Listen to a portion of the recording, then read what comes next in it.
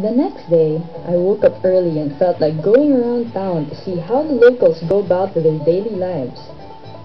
I took a tricycle to the city proper, and right smack in the center is the city hall and the Rizal Park. I got there just in time for the morning flag ceremony. It was refreshing to be in the middle of such an activity that is integral in the town's daily routine. The City Hall was built in 1905 and completed 2 years later by the American federal government for the then American governors, which included Leonard O. Wood, Tasker H. Bliss, Ralph Hoyt, and John Pershing. Right across is the Rizal Park, marked by a monument that pays tribute to the national hero.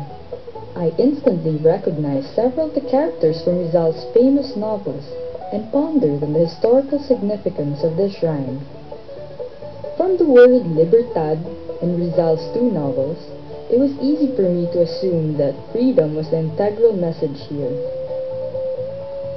About 2 minutes away from the City Hall is Plaza Pershing, a quaint remnant of a typical Spanish square named in honor of the former American government. This was originally called Plaza de Don Juan de Salcedo, after Spain's great conqueror. Today, townfolk can come and help themselves to plants, fruits, and other food products sold in the Plaza Bazaar, usually held during the fiesta season. Another popular historical site in the city is the Fort Pilar. Fort Pilar was built in 1635 by Father Melchor de Vera, a Jesuit priest engineer to ward off attacks from Moros and foreign invaders. It was originally named Real Fuerza de San Jose, but later changed to Real Fuerza de Nuestra Señora del Pilar de Zaragoza, the city's patron saint, after it was rebuilt in 1719 by military engineer Juan de Ciscara. It enshrines the patron saint statue, and thousands of devotees from Mindanao and other countries flock to the shrine and pay their respects.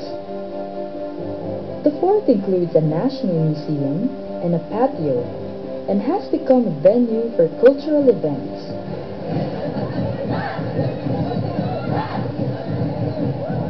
After going around and helping myself to Zamboanga's native food such as the durian and mangosteen, I got in the mood for more shopping. I had to buy some presents for my friends and family back in Manila, not forgetting the special requests such as woven shawls, sarongs, and durian candy. I went over to check out Zamboanga's flea market, commonly known as Ukay Ukay, in the hope of unearthing some bargain pieces. I make my way through the narrow aisles and survey the racks of shirts, pants, and shorts. Typical of flea markets found in other parts of the country, shopping here involves major haggling expertise. Lest we forget that Zamboanga is also a major trading hub of southern Philippines and Southeast Asia, I decided to check out the popular Zamboanga barter markets. There are 4 barter markets in Zamboanga: BCC Shopping Center in Baliwasan, Santa Cruz Market in the port area, and in Canilar. These markets carry merchandise from Europe, the US, Indonesia, Japan, Singapore, Malaysia, Taiwan, and China. As I look around for stuff I can get for my friends and family, I find mostly textile, houseware, blankets, batik cloth, toys, imported canned goods and chocolate, toiletries, bags, and electronic items. Almost everything can be bought here.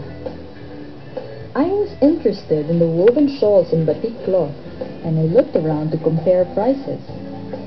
Some were priced reasonably for as little as $2. I've always been interested in Muslim clothing, and was delighted to find a stall that sold lots of it. As I looked through the colorful stacks of shawls and headdresses, I found myself learning about Muslim fashion from the friendly lady who attended to me. I have often wondered if it was acceptable for non-Muslims to also wear Muslim clothing and headdresses, known as the hijab. She replied that it was fine, since it is mere fashion and style that can also be trendy and shared. Pleased by this, I found myself with a new wardrobe and enough hijabs to start my own shop back home. But wait, I knew I was forgetting something. I could not leave Zamboanga without purchasing some pearls for my sisters back home. For less than $10, I was able to get a necklace with earrings and a bracelet. What a sweet deal! After buying the pearl set for my sister, I went on to find more of Zamboanga's treasures, something from Mother Nature herself. For my next stop, I'll be visiting another place created by former Mayor Maria Clara Lobregat. Known to be a lover of butterflies, Maria Clara Lorenzo Lobregat helped establish this ecological haven as an educational and conservation project for the city's residents. At present, the butterfly farm is home to about 4 endemic species, the most common of which is the swallowtail.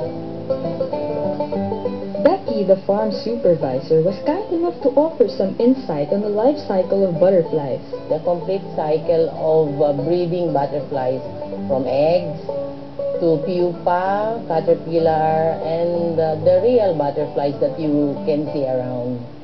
I had the privilege of releasing a butterfly that had just broken free from its cocoon. I watched it flutter away as it set flight for the first time. Like the other newly released butterflies, it hurried to the nearest flower to feed on its nectar.